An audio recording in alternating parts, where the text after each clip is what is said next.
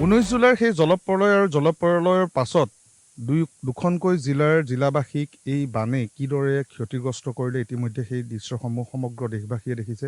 সমগ্ৰ দেশবাসীয়ে আহি এই বানাক্ৰান্তসকলৰ কাষত থিয় দিছে আৰু এতিয়া পানী শুকাইছে, কিন্তু পানী শুকোৱাৰ পিছত প্ৰকৃত ছবিখন এতিয়া লাহে লাহে পোহৰলৈ আহিছে। কি পৰ্যায়ত এতিয়া মানুহৰ ক্ষতি হ'ল, কি পৰ্যায়ত সেইসকল ক্ষুদ্ৰ ব্যৱসায়ীৰ ক্ষতি হ'ল, সেই দৃশ্যসমূহ আমি এই মুহূৰ্তত দেখুৱাম। আৰু এই মুহূৰ্তত মই উপস্থিত আছোঁ শিৱসাগৰ জিলাৰ বেতবাৰী মৌজাৰ 2 নং কোঁৱৰপুৰ গাঁৱত। আৰু মই উল্লেখ কৰিম যে 19 জুলাইৰ সেই জলপ্ৰলয়ে যিদৰে শিমলুগুৰি চন্তক বিহুবৰত তাণ্ডৱ চলাইছিল, নাজিৰাত তাণ্ডৱ চলাইছিল, সেইদৰে সমানেই ক্ষতিগ্ৰস্ত হৈছিল শিৱসাগৰ জিলাৰ বেতবাৰী মৌজা। আৰু বেতবাৰী মৌজাৰ 10খনতকৈ অধিক গাঁও সেই বানে প্লাবিত কৰিছিল। আৰু এতিয়াও সেই স্থানসমূহত পানী শুকোৱাৰ নামেই লোৱা নাই। মই উপস্থিত থকা স্থানডোখৰত এজন যুৱকে চাহ গছ ৰুই তেওঁ স্বাৱলম্বিতাৰ বাট মুকলি কৰি লৈছিল। এতিয়া এই বাগানখনৰ এই অৱস্থা। প্ৰায় 5 বিঘা মাটিত এই চাহ বাগান আছিল। 6-7 হাজাৰ গছপুলি তেওঁ চাহ গছপুলি ইয়াত ৰোপণ কৰিছিল। আৰু ইয়াৰ পৰা যি আয় হৈছিল তেওঁ পৰিয়াল পোহপালিছিল। এতিয়া এজোপা চাহ গছো ইয়াত নাবাছিল।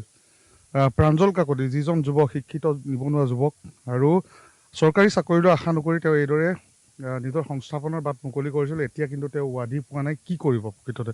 মই আপোনাৰ ওচৰত আহিছোঁ, বৰ দুখ লগা দৃশ্য। এজোপা গছ ৰোপণ কৰি তাক তুলি তালি ডাঙৰ দীঘল কৰোঁতে কি হয় সকলোৱে জানে। এগৰাকী ক্ষুদ্ৰ চাহ খেতিয়ক আপুনি এতিয়া কি কৰিম বুলি এনে অৱস্থাত আপুনি পৰিলে? হয়, এতিয়া ক'বলৈও ভাষা নাই, মানে জ্ঞানেও একো ঢুকি পোৱা নাই বৰ্তমান। আজি 2021 চনৰ 2011 চনৰ পৰা আজি আমাৰ এই ক্ষুদ্ৰ চাহখনৰ আমাৰ এটা পৰিয়াল চলি আছিলে বুলি ক'লেও মিছা কথা নহ'ব। এতিয়া আমাৰ যি 6-7 হাজাৰ পুলি আছে, একেবাৰে অলপ দূৰলৈকে আছে, সেইখিনি সম্পূৰ্ণভাৱে এতিয়া মৰি গৈছে, পচি গৈছে। ডালটো ভগাৰ লগে লগে কেতেককৈ ভাগি গৈছে। এই বচাৰ চান্স নাই, মানে পুলি ক'ৰবাত এটা দুটা বাচিব পাৰে। কাৰণ আজি 21টা দিন পানীৰ তলতে আছে, এতিয়াও একাঠো পানী আছে আমাৰ ইয়াত। পানীত ওলাই যোৱা কোনো পদ্ধতি নাই। এনেকৈ বাগানখন শেষ হৈ গ'ল বুলি ক'ব পাৰি। যি এটা আমাৰ চাকৰিও নাছিলে, আমি এনেকৈ অলপ যি ক্ষুদ্ৰ ব্যৱসায় এইখনৰ পৰা আমি চলি আছিলোঁ।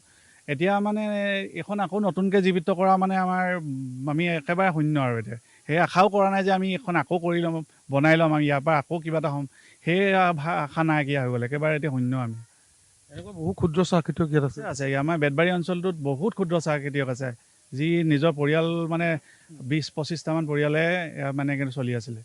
সকলো শেষ হৈ গৈছে। এতিয়া চৰকাৰে যিহেতু জৰীপ আৰম্ভ কৰিছে, ইতিমধ্যে বহু ক্ষেত্ৰত ক্ষতিপূৰণ দিয়াৰ কথা কৈছে, কিন্তু এই চাহ বাগান ক্ষুদ্ৰ চাহ খেতিয়কসকলক কি ধৰণে ক্ষতিপূৰণ দিব লাগিব, এই ক্ষেত্ৰত কিবা দাবী জনাব নেকি? ক্ষুদ্ৰ চাহ খেতিয়কসন্থাই কেঁচা পাতৰ মূল্যই আজিলৈকে আমি প্ৰতিবাদ কৰি আমি উচিত মূল্য আজিলৈকে পোৱা নাই। তেনেস্থলত চৰকাৰে যে আমাক সম্পূৰ্ণ ক্ষতিপূৰণ দিব, তাৰো আমি কোনো আশাই কৰা নাই। কাৰণ ক্ষতিপূৰণৰ নামত সেইদিনাখন 2জনমান চৰকাৰী বিষয়া আহি আমাৰ পৰা একাউণ্ট নম্বৰ আৰু পান কাৰ্ড, আধাৰ কাৰ্ড লৈ গৈছে।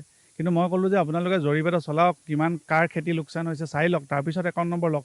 নহয় বোলে সেইটো কৰিম আমি। একে গম পোৱা নাই কিমান দিব, কিন্তু ক্ষতি বুলি ক'লে চৰকাৰে সেইটো নগণ্য 100%ৰ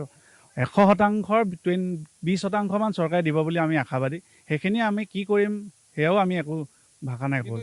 আকৌ নতুনকৈ আপুনি চাহ গছ ৰুই আকৌ সেইসমূহ ডাঙৰ হোৱালৈ কিমান দিন অপেক্ষা কৰিব লাগিব? 5-6 বছৰ অপেক্ষা কৰিব লাগিব।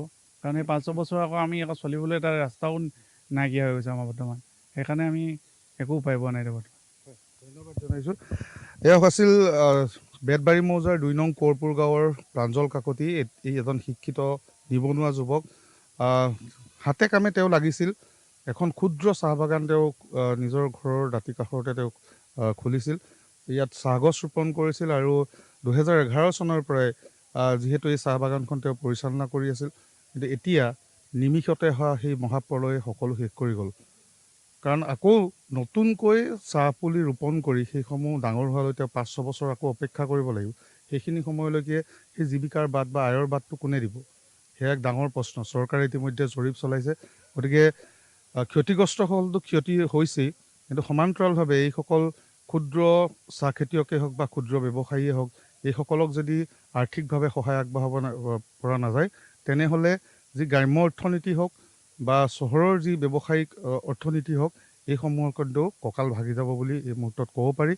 আৰু এই ক্ষেত্ৰত চৰকাৰখনে বা প্ৰশাসনে কি ব্যৱস্থা লয় সেয়া কিন্তু সময়ত